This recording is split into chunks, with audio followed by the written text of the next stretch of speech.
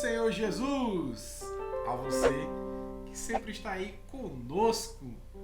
E hoje, nesse domingão, nós convidamos você, vem adorar o nome de Jesus conosco. Neste culto de adoração ao nosso Deus, nós teremos, como sempre, louvor e palavra de Deus. Então fique conosco até o final, porque Deus tem uma palavra para o teu coração. Amém? Vamos orar em nome de Jesus? Senhor nosso Deus e Pai, no nome de Jesus, nós bendizemos o teu nome, Senhor. Nós exaltamos a Ti.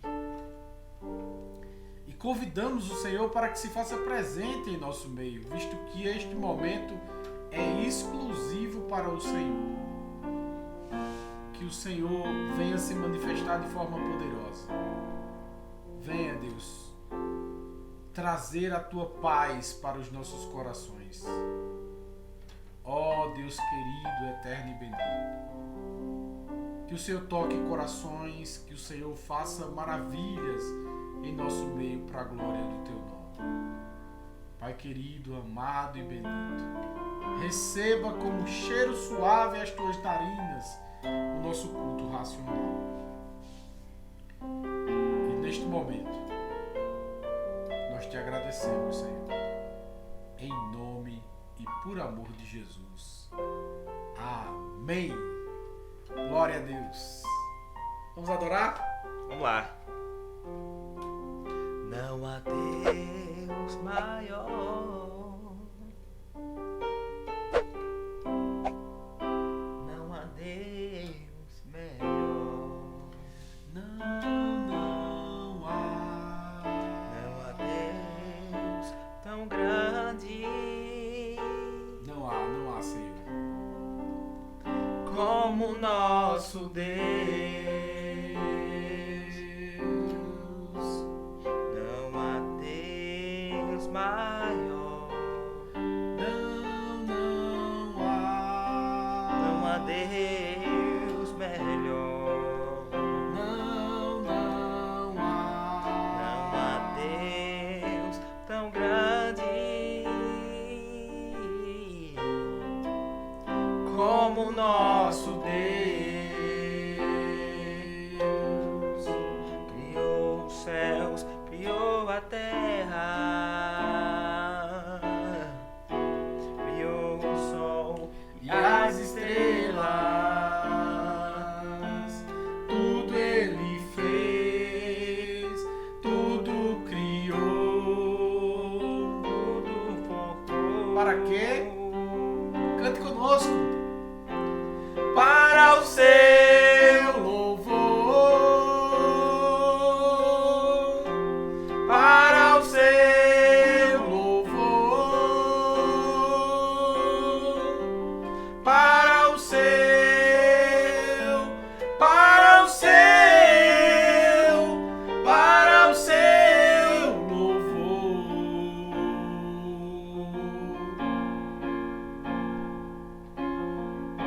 criou os céus, criou a terra, criou o sol e as estrelas. Tudo Ele fez. Tudo Ele fez. Tudo. Tudo criou. Tudo Aleluia. para o Seu louvor, para o seu louvor, para o seu louvor, para o seu, para o seu, para o seu louvor.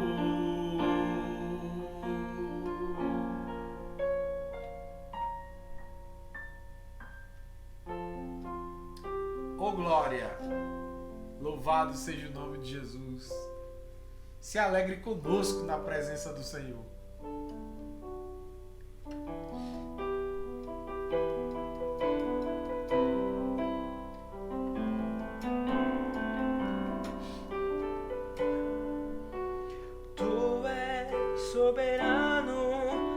a terra, sobre os céus tu és Senhor. Aleluia. Absoluto. Tudo que resiste e acontece, tu sabes muito bem. Tu conhece, Senhor. Tu és tremendo. E apesar dessa glória que tens, Tu te importas comigo também. e esse amor tão grande eleva-me, amar-me a ti. Tu és tremendo, tu és poderoso, tu és soberano sobre a terra, sobre os céus, tu és Senhor absoluto. Tudo que existe e acontece, tu sabes muito bem. Tu és tremendo.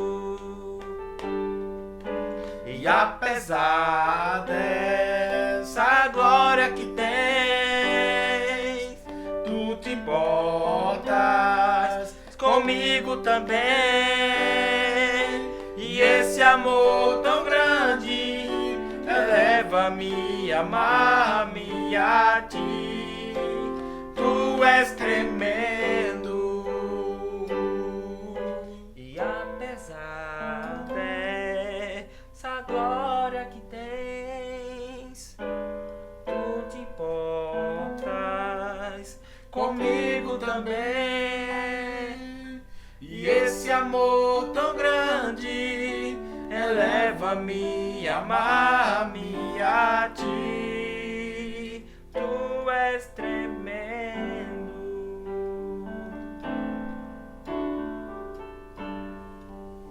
Ô glória. Louvado seja o nome de Jesus.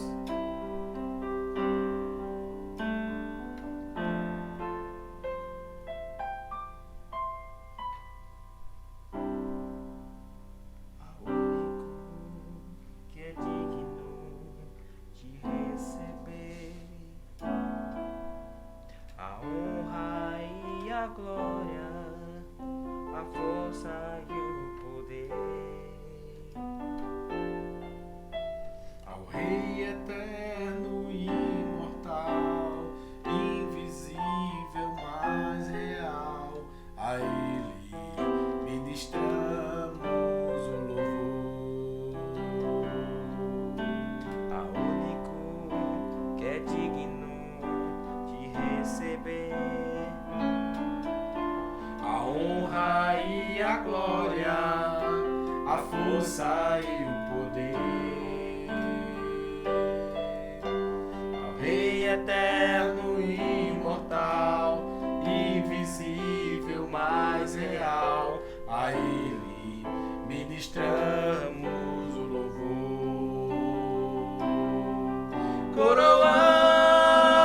Coroamos a Ti, ó Rei Jesus. Coroamos a Ti, ó Rei Jesus. Adoramos o Teu nome, nos rendemos aos Teus pés. Consagramos todo o nosso ser a Ti.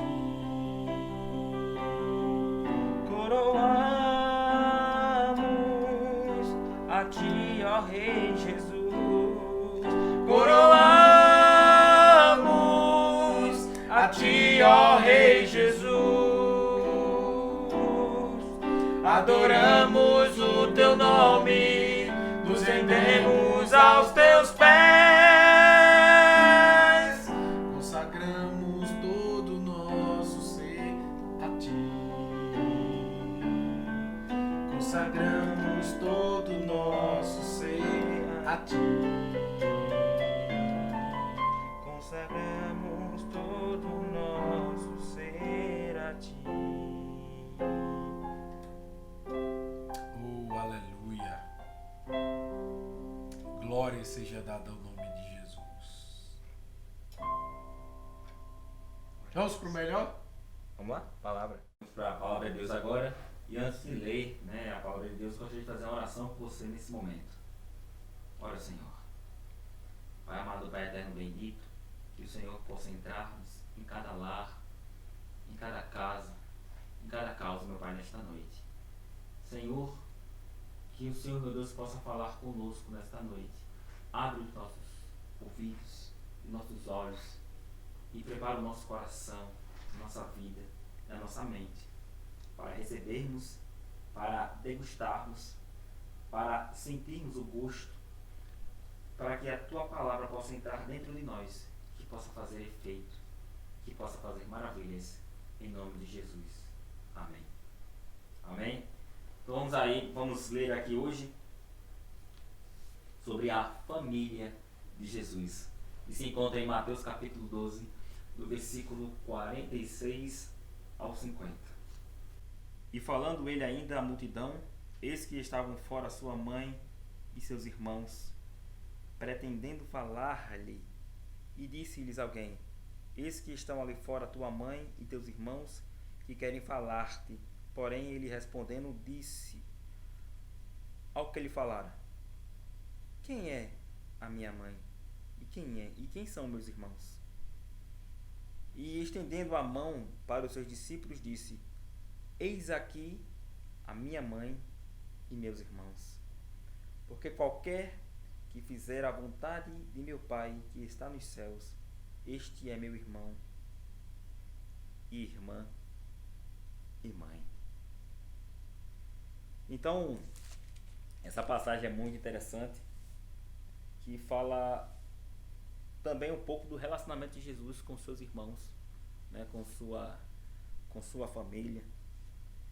E o interessante é que naquele momento Jesus estava no auge, do seu ministério, já caminhando, para o fim. E Jesus, ele era muito perseguido. Por quê? Porque a sua doutrina era diferente. Ele pregava, ele falava com autoridade, ele curava. E como nós sabemos, desde quando Israel voltou, do cativeiro, foram colocando muitas tradições, foram esquecendo da lei, foram esquecendo do que dizia o texto, que dizia os pergaminhos, os papiros, que continham a palavra de Deus, e começaram a inventar tradições, costumes.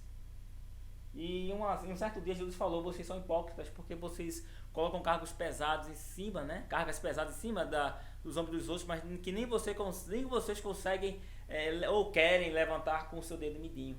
Então a tradição era muito grande. E Jesus, ele pregava, e aonde ele pregava, nos sábados, curava. E aquilo estava incomodando aqueles religiosos, a ponto de que eles estavam espreitando Jesus em todos os lugares, abertamente e também nas escondidas. Imagine você tendo perseguidores que te perseguem, tem grupos organizados onde perseguem você em todo lugar. Com Jesus não era diferente. E haviam esses homens no meio da multidão para querer envergonhar ou querer pegar Jesus em contradição, e também tinham outros que espreitavam Jesus em todos os lugares. No início do capítulo 12 de Mateus, Jesus estava na seara, estava com seus discípulos, e ali estavam com fome, e os discípulos pegaram uma espiga assim de milho, e aí de repente saiu um fariseu: epa, é pra aí, eu peguei no frago, olha, tá vendo? E pode isso, na linguagem de hoje, pode isso, Arnaldo? Pegando com a mão, e o homem não lavou a mão, porque eles colocaram uma tradição de lavarem suas mãos muitas vezes quando vão ao mercado, quando vão fazer alguma coisa, eles lavavam suas mãos muitas vezes ao dia, nas refeições. Isso era uma tradição judaica, não estava na lei do Senhor. Então você vê que Jesus era tão perseguido que imagina um fariseu no meio dos matos, olhando, observando, e Jesus lá. E os discípulos, ele olhando aqui, olha, vou pegá-lo agora, vou pegá-lo. Opa, olha aqui. E Jesus fala o quê? Que não é isso que vai contaminar, porque isso está entrando, mas o que contamina é o que sai da boca. Isso é o que contamina. E nós vemos também o caso daquela mulher que foi pega em adultério.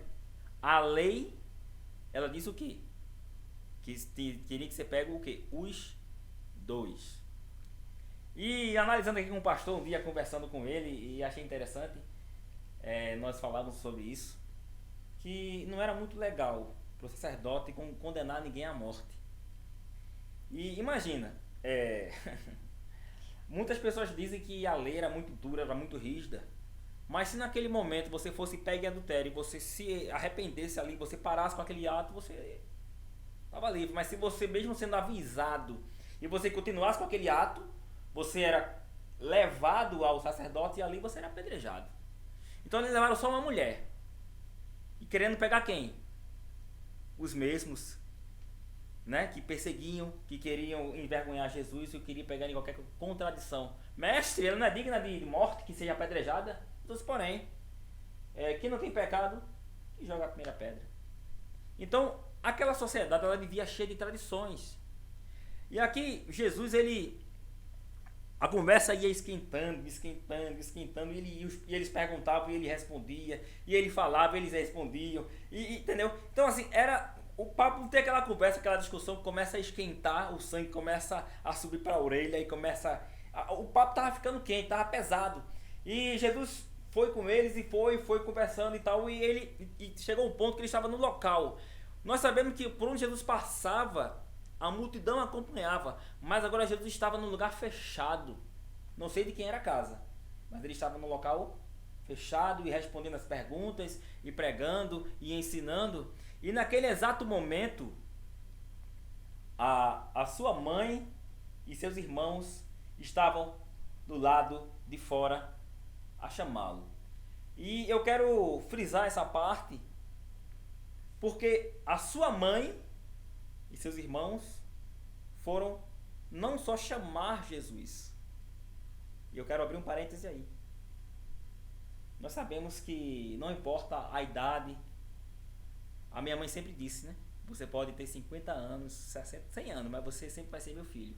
Sempre vai ser meu menino. Eu acho muito interessante alguns senhores, meu menino, minha menina, quando o camarada vai olhar, tem 50 anos, tem 60 anos de idade. Então o filho, para a mãe, sempre é um menino, sempre é uma criança. Sempre meu pai fala, meu menino, vou mandar meu menino. Então é muito comum os pais, independente da idade, se você tem 30, 40, 50, ou não é assim com você. Você escuta a sua mãe, olha, meu menino vai aí. Aí quando vê o cara barbado, até com as barbichinhas brancas, mas é porque é pra mãe, sempre o filho vai ser o seu menino. E nós conhecemos. E essa parte, ela quebra totalmente a história daqueles que falam que Maria era imaculada. Ela teve Jesus, era virgem e continuou virgem e morreu virgem. Então, esse texto, ele quebra isso. Porque nós sabemos, no capítulo 6 de Marcos, fala sobre os irmãos de Jesus, né? Falavam assim, e ele não é carpinteiro? Ele não é irmão, não estão aqui seus irmãos Tiago, José, Judas e suas irmãs? Ou seja, no mínimo ele tinha duas. E na frente Jesus fala que o profeta não tem honra na sua terra. Então nós sabemos que Jesus tinha irmãos e ele era o mais velho. Então isso já quebra essa prerrogativa, dizendo que ela era virgem. Claro, ela concebeu Jesus e era virgem. E que muitos falam que, ou creem, ou acreditam que ela continuou virgem para sempre. E não foi assim. Aqui está claro. A sua mãe e seus irmãos estavam do lado de fora a chamar Jesus. Mas por que estavam chamando Jesus? A sua família, claro, estava preocupada com Jesus, porque ele era ameaçado de morte. Por muitas vezes Jesus, ele tinha que se esconder e se espreitar no meio da multidão para fugir, porque eles tentavam matá-lo, ou que eles estavam o quê? Procurando matá-lo, montando planos, estratégias para poder pegar Jesus na mentira, ou pegar Jesus no falso, e poder o quê? E poder, eles ali poderem matar Jesus. E provavelmente a sua mãe estava preocupada, os seus irmãos, e nós sabemos que os irmãos dele não acreditavam, não criam em Jesus. Não criam, mesmo vendo os milagres estando dentro de casa. Isso prova que o profeta, ele mesmo disse, o profeta na sua terra não tem honra. Como nós sabemos que profeta de casa não tem valor, né? Muitas vezes. Aqueles que estão dentro da igreja, que vivem com você, que está lá, muitas vezes não tem valor para os irmãos dentro da igreja. Precisa vir outra pessoa de fora para que eles possam crer. E naquele momento, seus irmãos e sua mãe estavam lá. E aí a conversa estava longa. Jesus estava lá e estava aquele negócio todo. E aí de repente, para-se. Senhor, olha, a tua mãe e teus irmãos estão te chamando lá fora. E isso também prova que Maria não tinha um tapete vermelho. Oh, a minha mãe está lá. E ela entrava pela multidão porque ela era mãe de Jesus. Não. Ela não tinha tapete vermelho. E eu achando interessante, assistindo o filme O Alto da Compadecida, eu assisti as duas versões. Tanto na versão dos Trapalhões, como na versão, né, nova, que eu não sei, eu esqueci o nome dos atores. É uma história muito legal, muito engraçada, muito divertida, mas tem um ponto que eu observei. O ator principal era malandro, roubava as pessoas, enganava todo mundo, tirava vantagem de todo mundo. Um dia um cangaceiro foi na cidade dele e matou a todos, inclusive ele foi enganado por esse próprio e morreu também. Disse, não, atira que eu quero ver meu padeciço. E todos foram para o inferno, no local, né? E o diabo começava a julgar. E eu achei interessante que ele era tão esperto que arrumou solução para todo mundo, caminho para todo mundo. Mas quando chegou na hora dele, aí desce Jesus e fala, meu filho, eu não posso fazer nada, realmente você está errado, o que eu posso fazer? Aí uma frase que me chama a atenção, eu vou falar com quem pode mais, eu vou falar com a mãe. E ele começa a fazer uma rima, né? Tipo fosse um repente, e faz uma rima e tal, e vem cá, Nossa Senhora. Aí de repente desce ela, e a luz dela ofusca a luz de Jesus. O texto me diz, a mãe dele e seus irmãos estavam lá fora. E Jesus fala, quem é a minha mãe e quem são os meus irmãos? Nós sabemos que a família é algo preciosíssimo. É algo dado por Deus, é bênção, é dádiva. Mas Jesus, ele frisou aqui a família. Quem era a família dele? Eram aqueles que faziam a vontade de Deus. Não significa que porque você tem um laço sanguíneo com seu pai, com sua mãe, com seus irmãos, que eles vão para o céu. Não. A salvação, ela é individual. É necessário que eles aceitem, entendam e compreendam a mensagem de Cristo. Os seus irmãos não criam em Jesus. Mas depois que Jesus morreu e ressuscitou, e que quando ele mandou o Espírito Santo, quando a igreja começou a crescer, os seus irmãos se destacaram, tanto que o seu irmão, Tiago, o irmão do Senhor, quem era ele? Era o pastor, era o líder da igreja primitiva. No início, vemos aqui o livro de Judas. Quem era Judas? Irmão de Jesus. Então, eles se destacaram depois dos acontecimentos. Então, na sua família, existe uma batalha espiritual, existe uma luta. Porque quanto mais você ora, quanto mais você busca, quanto mais você cresce, o nosso inimigo, ele coloca barreiras dentro da nossa casa. Quantos maridos não tiveram que orar no banheiro para que a sua esposa não visse? Quantos filhos tiveram que orar escondido? Tiveram que fazer seus cultos ocultos dentro de casa, pelas madrugadas, baixinho, para que seus pais não escutassem, porque seus pais não entendiam. Isso é um doido. Tá vendo que isso não vai dar em nada? Tá vendo que isso tu não tem jeito não, homem. Tu não tem jeito. E muitas vezes jogando maldição na sua vida. E você se entristece. E você muitas vezes desanima. Mas saiba que assim como Jesus disse, que aqueles que são aquele que é a minha mãe e meus irmãos, são aqueles que fazem a vontade de Deus. Vocês têm, sabe quem? Você tem, você mesmo. Você tem aquele irmãozinho que ora por você. Aquela irmã, não tem aquela irmã que pregou para você, que você se converteu, que você chama minha mãe espiritual? Ou você nunca ouviu falar de pessoas dizendo, meu filho espiritual, eu vou lá na casa do meu filho. Do meu filho. Eu vejo o amor que transcende mais do que o sangue. Pessoas que não te viram nascer, que não te viram crescer, mas que Deus deu um amor tremendo pela tua vida e hoje você está firme. E hoje você está firmado na palavra, você está firmado na rocha, porque você teve pais e mães e irmãos espirituais que te ajudaram na tua caminhada. Então essa é a família de Cristo, aqueles que fazem a vontade dele, e é essa família que vai para o céu, que vai subir. E eu acho interessante que eu vejo muitas pessoas falando, o meu pastor é Jesus, que nada, eu quero saber de congregar, eu quero saber de estar com ninguém, eu vou ficar em casa mesmo, que nada, que conversa. E Paulo mesmo diz, se você cortar uma parte do seu membro, ele morre.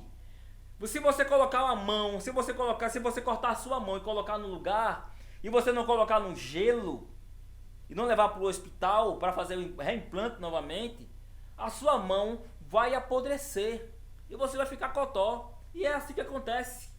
Nós somos o corpo de Cristo.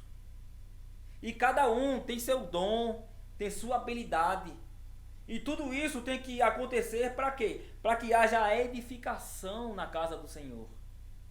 Então eu acho interessante essas pessoas que falam, que nada, que eu quero saber, meu pastor é Jesus. E interessante, o pastor Cleiton pregou aqui, falou aqui na sexta-feira, sobre a igreja de Filadélfia, não foi, pastor? Filadélfia. Mas, Laodiceia, isso. Mas se você observar, Jesus fala a João, escreve ao anjo da igreja, o anjo da igreja de Laodiceia. Por quê? Tu és nem quente, nem frio, és morno. Porque tu és morno, eu vomitar-te-ei de minha boca. Ele fala para o anjo da igreja, não fala para a igreja. Isso me prova que a bênção ela vem de cima para baixo. Claro, o nosso supremo pastor é o pastor de todos. Mas o nosso supremo pastor, ele credenciou, ele entregou rebanhos aos seus pastores auxiliares. E quando Deus quer falar com você na igreja, ele fala aos seus pastores auxiliares, olha, conduz para cá, cuidado, ali tem rocha, cuidado, ali tem um buraco, cuidado, olha, ali tem, o capim está seco, vem para cá. E é isso que Jesus faz. Jesus, ele tem os seus pastores. E esses pastores, eles dão a vida pelas ovelhas que Jesus entregou nas suas mãos. Porque muitos pastores oram, intercedem, ficam pela madrugada, preocupados com você, com a sua vida espiritual, muitas vezes se preocupam com a tua família, procuram saber como está teu casamento, porque eles como pais, eles querem ver os seus filhos contentes. Os pastores, eles quando veem uma ovelha magra, mirrada, suja, o que é que ele faz? Ele vai procurar alimentar aquelas ovelhas, procurar limpá-las, tosquiá-las, aliviá-las daquele calor, daquela lã. Então, é o cuidado que o pastor tem. E Jesus, naquele momento, ele diz: a minha mãe e meus irmãos, meu irmão e minha irmã, são aqueles que fazem a vontade de Deus. Você tem uma família dentro de casa, mas você também tem uma família na igreja. Você tem uma família no templo, aqueles que vão com você, que vão cultuar, e junto com você fazem parte do corpo de Cristo. Valorize isso, porque Jesus, ele valorizou muito isso, seus discípulos, que eles tenham deixado as suas vidas para seguir a Jesus, deixaram de ser pescadores de peixe para ser pescadores de homens. Não foi fácil, mas eles deixaram a sua vida, deixaram suas famílias, suas esposas, seus filhos para seguir a Jesus. E assim como teus irmãos que estão lado a lado contigo deixaram muita coisa para poder seguir a Cristo, estão sofrendo, mas estão com Cristo, estão lutando para que a sua família se converta, para que a sua família venha também para Cristo, para que eles possam dizer: eu e minha casa serviremos ao Senhor. Então, quem é a família de Jesus? São aqueles que fazem a vontade de Deus. E muitos falam: eu sou filho de Deus, mas levam a vida só a misericórdia, só a graça, mas diz: eu sou filho de Deus. Não. E nem todos são filhos de Deus. É necessário que haja uma adoção. E essa adoção acontece quando o sangue de Jesus, ele banha a tua vida. E você nesse momento passa a ser filho e co-herdeiro com Cristo. Então, o amigo, aqueles que amam, aqueles que gostam, aqueles que admiram, não possuem a herança. Só possuem a herança aqueles que são filhos.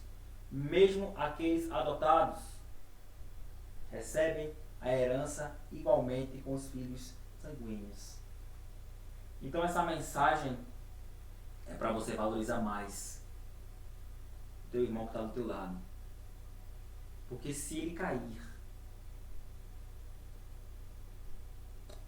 prejudica o conjunto. Você não vive só. Você nasceu só, mas você não vive sem ninguém. Todos nós precisamos de alguém para alguma coisa.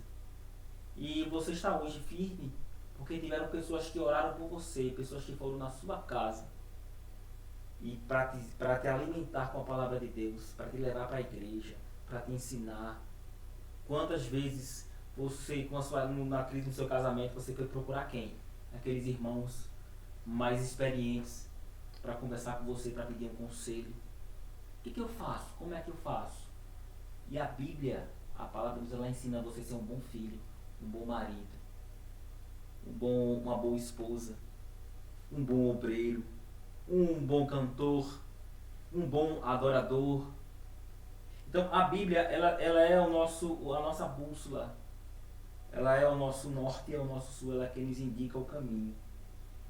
E valorize, e que você também possa fazer aquilo como você recebeu de graça, você possa dar também para aqueles que precisam. Gaste seu tempo, o seu dinheiro, gaste sua gasolina, gaste pela obra, vá atrás. Eu sei que para o pastor às vezes é muito difícil de estar cuidando de todos assim, de perto. E você pode, vá lá, ajude, porque somos a família de Cristo. Somos a família dele. Mas você disse que... Não. Eu falei aqui da mãe, sobre a mãe e a mãe de Jesus e seus irmãos. Então, quando eu falei que Maria não tem um tapete vermelho, é porque ela não tinha. Ela era serva de Deus. Ela, quando foi conceber Jesus, ela disse o quê?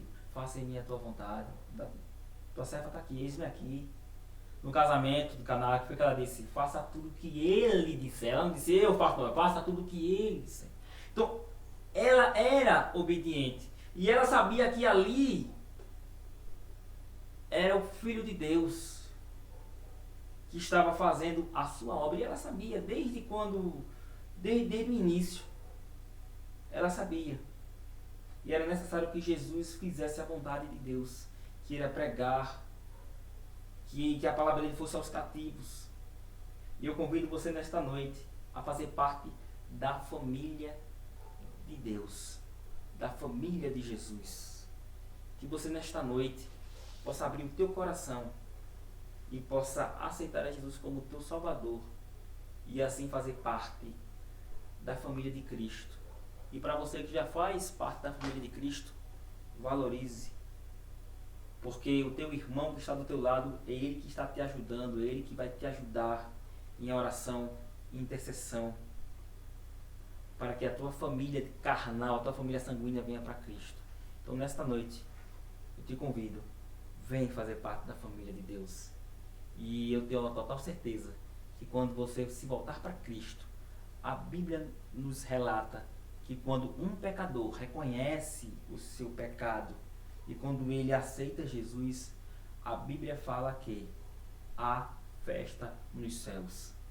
E eu quero lembrar você que lá nos céus tem mais gente do que pessoas aqui embaixo. Tem muito mais gente do que aqui.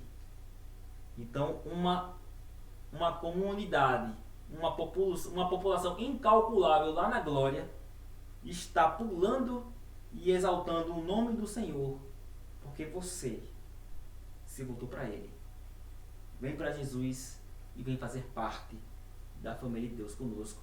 E lembrando, procure um local aonde verdadeiramente pregue o Evangelho genuíno de Jesus. Que você cresça, mas cresça no conhecimento, cresça na fé. E eu creio que Jesus vai fazer a obra completa na tua vida.